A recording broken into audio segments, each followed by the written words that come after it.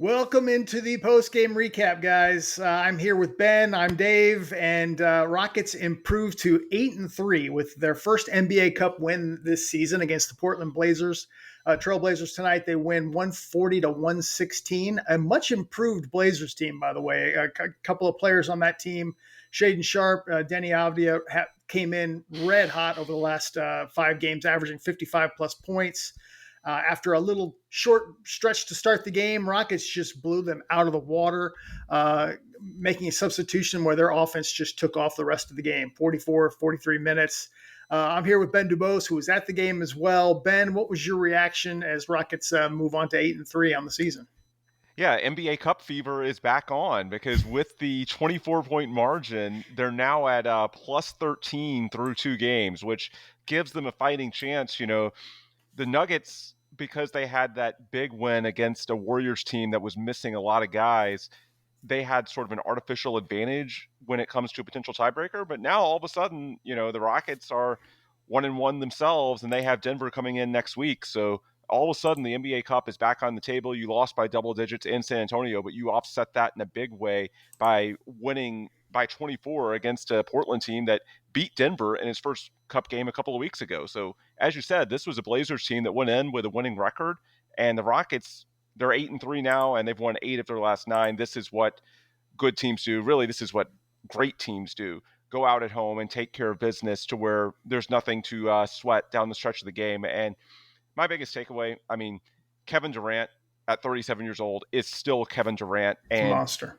more than just this one game, this reflects why Kevin Durant and the Houston Rockets were such a good pairing, because he's still putting up, by and large, the same numbers that he always has from a scoring perspective and efficiency perspective. Tonight, he was 12 of 19, and the Rockets were plus 37 in his minutes. Yet, through 11 games, he still has not shot 20 times in a single game for the Rockets.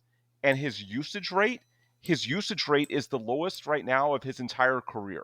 So he's still putting up the numbers, but because the Rockets have the right supporting cast around him, it's not like they need him to go out and do everything. He's not having to be Superman. Now, the production often is at Superman levels because he's able to really hone in and do what he does best from an efficiency perspective. I know he had a couple of outlier games last week, but by and large, he's still a 50-40 type guy. And to see him go out defensively, he's way better than I expected. It's not like he's just going out and putting up numbers on offense. No, he's holding his own in the defensive end of the court. I think that's what the plus minus reflects, especially tonight. But I just think when you see Kevin and the Rockets put it all together like this is why, and it's not just for this season, honestly, it's for the rest of Kevin's career.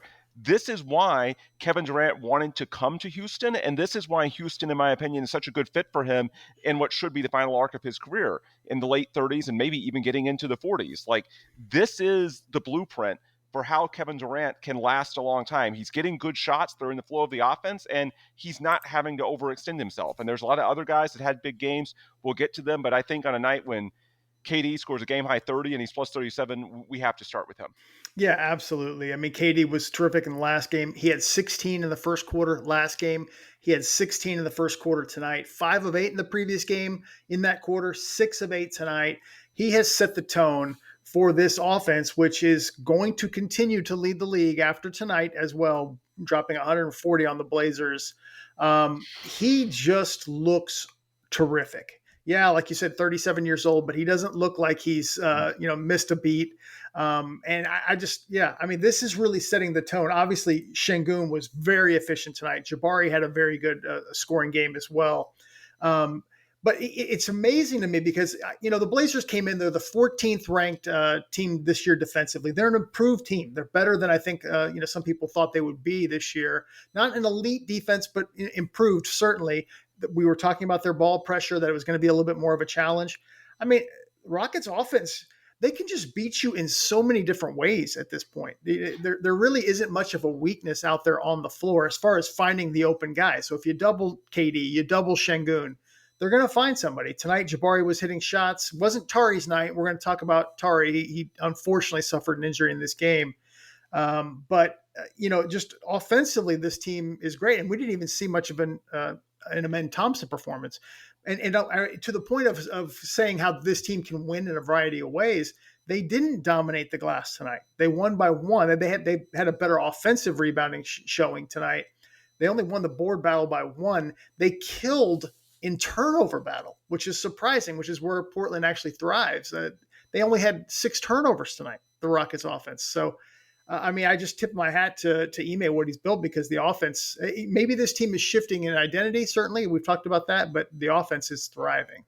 Yeah, it looks like they made some tactical adjustments. You mentioned the turnovers, only 6 for the game. Even though Amen didn't finish that well, I thought it was one of Amen's better games overall, at least offensively, because he didn't turn the ball over. I thought he had some really nice blow-bys where he got the balls to the spots they needed to get to. The shots didn't always go in, so the assist total wasn't what you would like to see, but I thought by and large it was perhaps the game where he was most in control this year of the offense. And I just think overall, keeping the turnovers down, but also look at the 3-point discrepancy.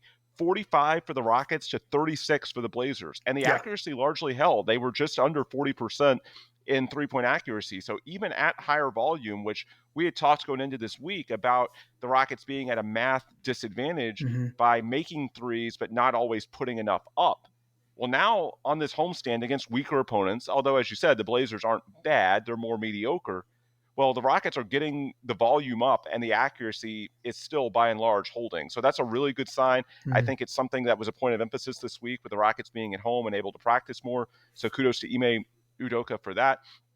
And then to close the loop on Kevin, I thought one thing that was really noteworthy, in the second half, it felt like they made a lot of plays in the half court. Reed got going after a slow start, which was great to see. But in the first half, they actually got going in transition. And for a 37-year-old Kevin Durant to get out and run in transition, I was not expecting Kevin at this age to compete as hard as he is night in, night out.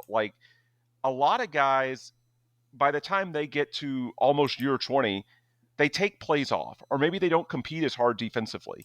He still competes defensively. He gets up and down the floor. A lot of the easy buckets he got were because he was willing to get out and run. And these aren't things you see from a guy of his age that's done what he has done in the NBA. It's very rare, and I think it speaks to his professionalism. Obviously, he's in phenomenal shape. It speaks to the quality of his teammates because obviously guys like Sengun and Amen can create and get him the ball. Reed's also had some really nice kick-aheads in this hot stretch of him. Reed's now scored in double figures in 5 consecutive games. So Kevin, he just does it in so many different ways, and it's why he's one of the best scorers in NBA history. But boy, this is a night to give him his flowers, in my opinion, to go out and really allow you to play on the front foot. I know the Blazers came back and made it a game for a little bit in the second quarter, but when Kevin goes out and puts up 16 plus in the first quarter, the way he's done in each of the last 2 games, it puts you in a really good spot at home. And it allows things to flow so much more organically when you're not having to chase the game and you're not having to, worry that this is one that's going to get away from you. Both of these games on this homestand were just very professional, workmanlike wins. And I think it starts with your 37-year-old former MVP and 2-time champion. Yeah, absolutely. Ben, it's a great catch. I'm just going to be totally transparent. I didn't even think about the volume of threes tonight because Rockets are, they're the best 3-point shooting team in the league and also the worst as far as volume of threes per game. They take the fewest in the league. I don't know if I would call it worst, but I'm saying they take the fewest. Yeah. And for them to just kind of shatter that tonight by probably 18 attempts, their actual average, is a great sign. And as you said, the 3-point shooting held. I want to talk about Sengun's 3-point shooting. I accidentally started the clips, but I caught him in time. But do have some from Sengun tonight. Sengun was terrific shooting threes. Comfortable. And this is what we were talking about before because Sengun had the 5 of 8 game against OKC. Then he went through a funk shooting threes. And we were saying, well, he's got to prove that he's got this shot. But the biggest most positive sign about Sengun is he's very comfortable shooting them now, and where he wasn't before. So I really wasn't as worried that whether they're going to drop. And tonight you could see how comfortable he was. I'll play these clips here, but he just looked like he was been a 3-point shooter his whole life. He walked into a couple of them, and in fairness, Klingon wasn't going out there on him. And I think that's why he felt so comfortable shooting them, especially this one here, this last one. He just dribbles it up, sees Klingon kind of fighting under the screen from KD and nobody comes out on him and he just drains it. And that's from And 27 feet. yeah. And all three of those shots that you just showed are from different spots on the floor. The first from the left corner in a half-court set. Then you had two that were a little earlier in the shot clock from the wings. Like, this isn't just, he's found a spot like PJ Tucker back in the day. No, these are legit shots. Mm-hmm. And if he has to take them from 25, 26 feet because that's the space, then he's capable of doing that. And his last two games, he's combined for 6 makes. So, we had urged caution as recently as a week or so ago that so much of his three-point shooting average and the overall volume was being propped up by that opener in OKC where he had 5. That's no longer the case. He's had 6 the last 2 games. So that's not meant to, overlook the other parts of his game. You put up, 25 points, 10 rebounds, 9 assists, I believe it was, almost a triple-double. Obviously, you're doing a ton of things well. But the reason we focused on the threes, that's the final piece of the puzzle. The defense has come around. He's getting to the free throw line more. The efficiency's ticking back up. If he can shoot threes at decent volume, that's a superstar. That's the final piece to the puzzle. If he can make threes, and a lot of it just comes down to making enough to make defenders respect that space on the floor. As I'm sure you remember last year, defenders were more than willing to sag off. And just by the end of the year, they weren't even treating him as a threat beyond 20 feet or so. Yeah. So I was going to say completely 8 feet, changes the offense. Right. No, exactly. I mean, last year I didn't feel, I'm going to be totally honest, very comfortable with Sengun shooting beyond 8 feet. I think even he himself, the way he played, he was constantly trying to get to the basket. So, I mean, I give him a ton of credit. He has definitely made a leap forward in this regard. And I agree. This is something that to me changes my outlook, how I would view Sengun. That in defense, he's certainly made some improvements defensively, the last few years. So the 3-point shooting, I'm continuing to look for good things from him on that. Jabari was really good tonight as well. Hit 4 of 9 from 3, 9 of 16 overall. There was a really cool, I don't know about cool, but there was a play where Jabari was following his man down low. Somebody cut free, so it was 2-on-1 going at Jabari, and it was Shaedon Sharpe who got the ball and just crammed it on Jabari. And you're like, ooh, and Shaedon Sharpe let him hear it. And on the very next play going down the other way, Jabari gets the ball in the corner, drains a 3 over Sharpe, and then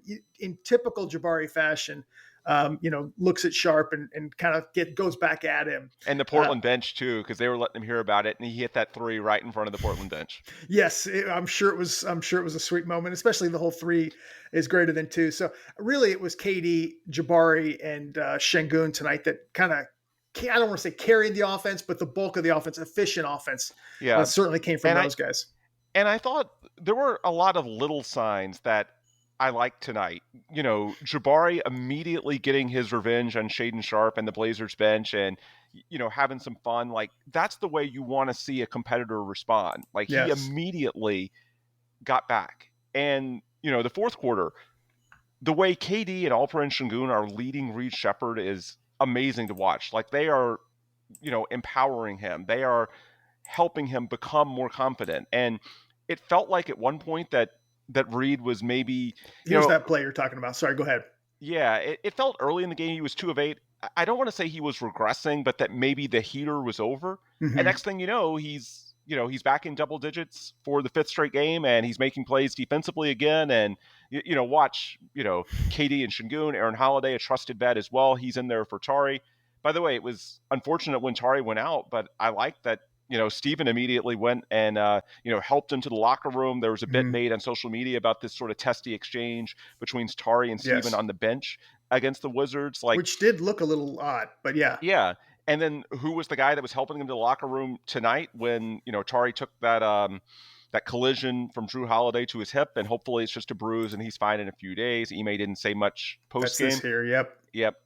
But I think all of those are signs of a team that's about the right things.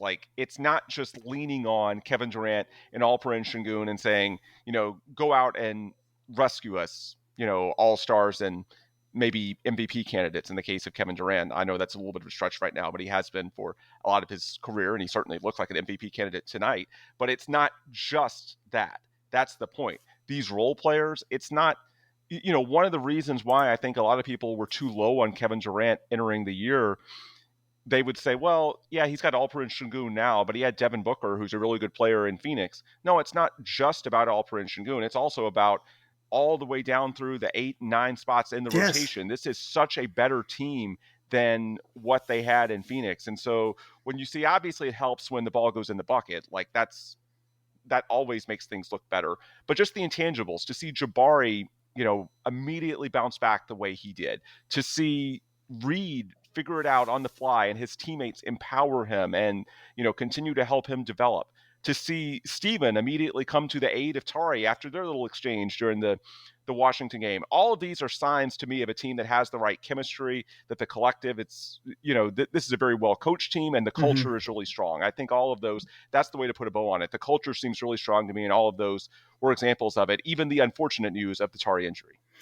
Yeah, and we do give Steven Adams his flowers, I think, quite a bit, but I don't know if we give it even then enough. He came into this game, and I want to say, like, everybody who started had a really good game, Shangun, Jabari, but there was not a good start from those guys. Portland jumped on them. I think they jumped out 17-10, and you were kind of like, oh boy, they better put their big boy pants on for this game. Portland's here to play. They took Shangun out, put in Adams, and Adams just sparked that. They just took off. Of course, KD was powering the offense, but Adams tonight, 11 rebounds, 5 offensive in just over 17 minutes. And what was his plus 22 in that Mm-hmm. time span?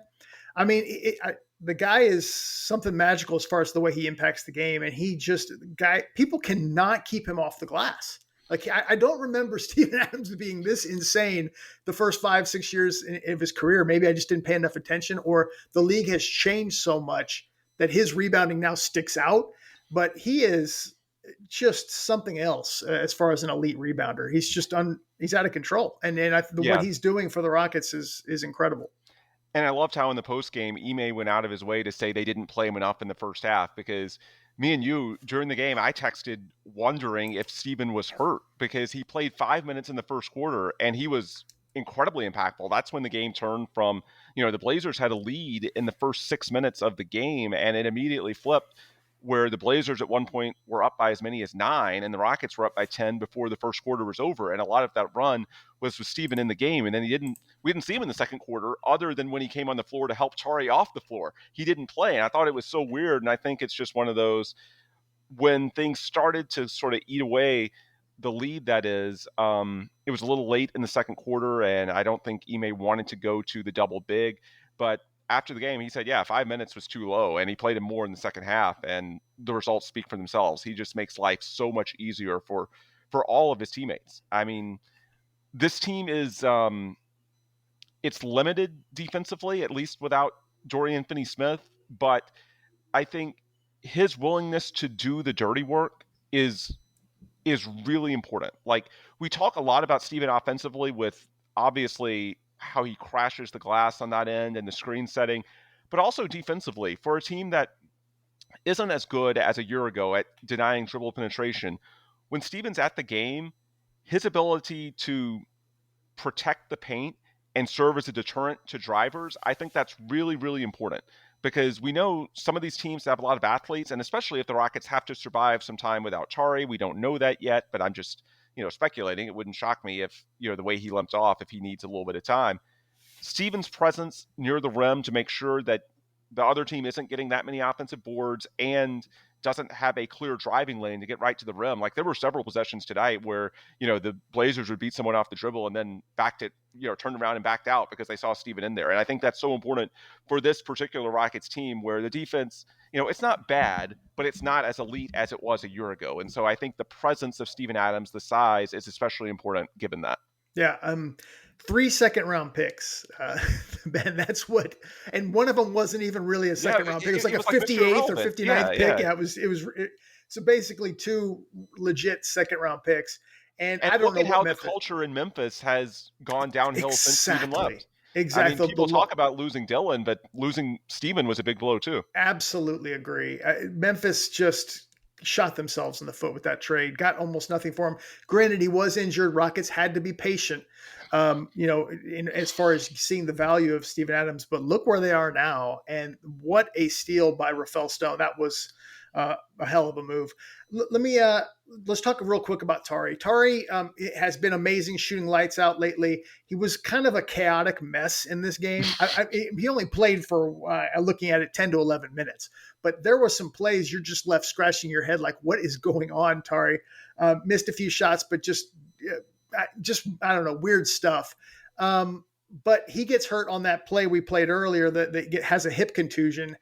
I haven't looked at this enough to know what we're looking at as far as him being out. Rockets do have a few tougher games coming up. You got Orlando, probably without Paolo Banchero on Sunday. You have Cleveland in there. You're going to have Denver next week in NBA Cup action. Are you concerned? I think it's too early to know. It's one of those, you have to see how he reports the next day. Like, so much of it is going to come down to the swelling. How quickly does it subside? I'd be surprised if he plays Sunday no matter what, because it's a game where at home you should be favored regardless. And as you mentioned, the schedule coming up is pretty difficult. Cleveland, Denver, you've got Golden State right before Thanksgiving, which could be for survival in the NBA Cup. So it's not necessarily a big deal. Like, there's a ton of variance with hip injuries. Yeah, you see on the screen right there. I mean, look what happened to Bradley Beal. Yeah, it totally depends on severity. He was able to put weight on it. He got some assistance from Steven, but it wasn't like he had to literally get carried off. So, Yeah. Early indications, from what little I've seen, would suggest that it's probably manageable. I saw Tari's mom tweeting during the game, which you would like to think that maybe she's exchanged a text or two with Tari backstage at Toyota Center. So, it's too early to really know, but I'm hopeful that maybe it's just a few days, but it's going to be pretty impossible to know until he reports back Saturday and you see what the bruising and the swelling looks like, and if they need to do any further imaging. Yeah, absolutely. And thoughts and prayers out there for Tari. Obviously, we want him back and healthy, and he's been having a terrific season. And this is a very big year for him with the contract. Go ahead. Yeah. Yeah, and there's a couple of comments in the chat about who will fill in if Tari can't touch the floor. Aaron Holiday did tonight, and I thought that was an interesting wrinkle. Like, there might be some teams where it's difficult to play Aaron because obviously if you play both Aaron and Reed, which they did tonight, your backcourt is really small. But if you can get away with it, and it was working tonight, that would be my preference rather than Jae'Sean Tate, because I really think if this Rockets team can get the 3-point volume discrepancy in check, and as mentioned earlier, tonight it was in their favor, and they can also keep the turnovers in check, just imagine what this offense can do. They put up 140 tonight for a reason. Like, Yeah. This was a team that was rated first in the NBA in offense, even while being near the bottom in turnovers, and even while being at the bottom in, 3-point volume discrepancy. So just imagine what they can do if they clean those two things up. So for those reasons, limiting turnovers, Aaron's another ball handler, and being able to put up and make threes, my preference would be Holiday over Tate. It just depends. There might be some matchups where it's just a little bit too small, because obviously Reed's development is always going to come first. Like that, especially, well, it's not just his development. I mean, look how he's progressing over the last week.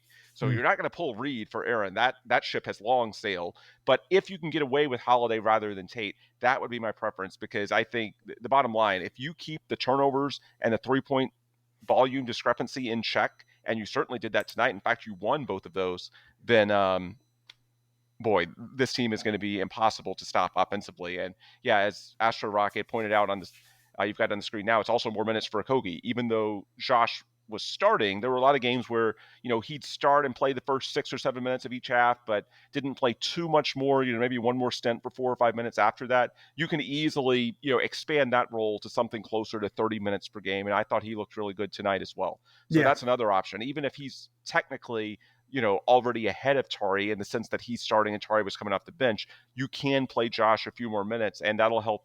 If it's a matchup where Aaron's too small, then yeah, Josh is something that, in terms of the athletic, physical wing type, is a little bit closer to who Tari is as a player.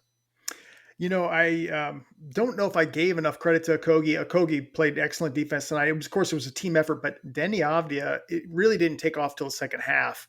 And so I probably need to go back and watch that first half to kind of figure out what happened there. But I'm sure Okogie was doing a good number on him Yeah. as well as others. But I mean, Avdia last 5 games averaging over 30 points a game. I don't know if Washington would have dealt him if they saw this coming.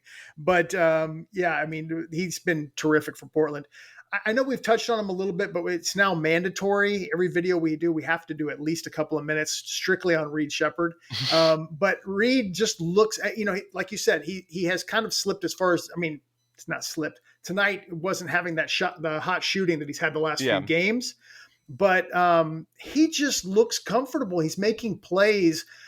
He looks more aggressive on the defensive end. He almost just looks like he's found his niche. Now I don't know if that's going to, against a top 10 defense or against teams that are going to attack him, how that'll hold up. But he just looks much more comfortable. Like this, the game has slowed down for him. He's reading the Matrix sort of thing.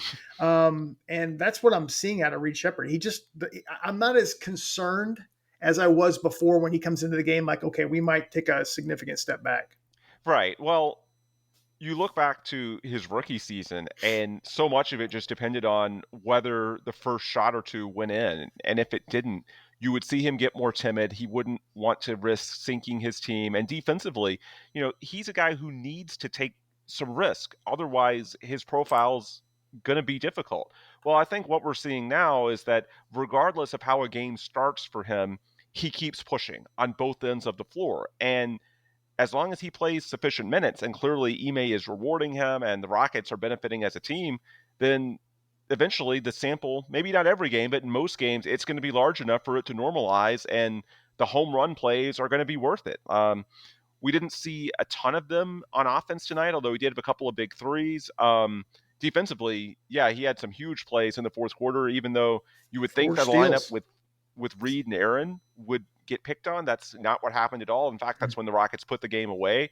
So, yeah, for me, Reed talked about confidence being the main thing after the Washington game, which was his sort of breakout, his season high in points, I believe. And that's what sticks out to me the most. It just comes down to him looking like a much more confident player on both ends of the floor and trusting that, hey, if I stick with my process, and like he knows what his formula needs to be for his model to work at the NBA level.